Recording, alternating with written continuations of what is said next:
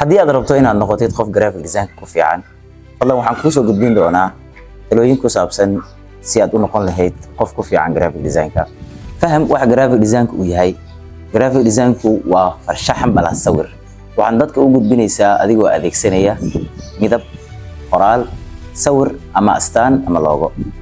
Baro aasaaska ka hor intaadan barnaamijka gelin baro color theory-ga sida midabada la isku raacsiyo, typography sida qoraalada loo doorto ama farta loo doorto, layout and alignment waa inaad doorataa sida loo sameeyo loo habeeyo, basic branding.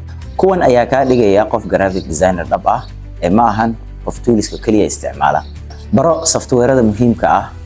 ku bilow Adobe Photoshop, Adobe Illustrator, Canva.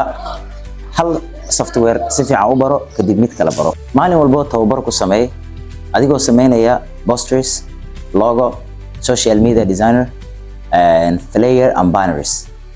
xitaa haddii maalintii 30 daqiiqo sameyso way kugu filan tahay.